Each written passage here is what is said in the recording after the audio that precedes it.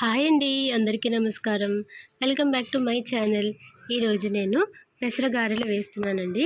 దానికి కాను ముందుగానే ఒక 2 గ్లాసుల పెసరపప్పుని ఒక గంట సేపు నానబెట్టి రుబ్బేసుకున్నానండి. తర్వాత ఉల్లిపాయలు, పచ్చిమిర్చి, కొత్తిమీర, పుదీనా, అల్లం తురుము ఇవన్నీ తరిగేసి ఒక ప్లేట్లో పెట్టుకున్నాను. జీలకర్ర కూడా వేసేసుకున్నానండి. ఇప్పుడు ముందుగా రుబ్బిన ఆ పిండిలోకి కొంచెం పుదీనా ఇవన్నీ వేసేసిన తర్వాత ముక్కలన్నీ వేసిన తర్వాత కొంచెం ఉప్పు కూడా వేసి కలిపేసుకున్నానండి. ఈ పిండి అనేది మనకి కొంచెం గట్టిగానే పట్టుకోవాలి, ఎందుకంటే పెసరపప్పు అనేది కొంచెం లూజ్గా ఉంటుంది కాబట్టి అది వాటర్ లేకుండా గట్టిగా పట్టుకోవాలి, గ్రైండర్ పట్టుకోవాలి అది. ఇప్పుడు ఒక బాండీలో నూనె పెట్టి ఆయిల్ హీట్ చేసుకున్నానండి. ఒక కవర్ తీసుకొని దానిపైన ఈ పెసరగారని ఇట్లా వేస్తున్నాను.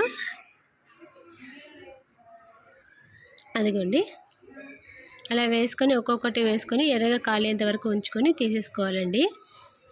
అంతే అండి, ఎంతో టేస్టీగా ఉండే పెసరగారెలు రెడీ అయిపోయినాయండి. మీకు కనుక నా వీడియో నచ్చినట్లయితే please like, share and subscribe to my channel. Thank you.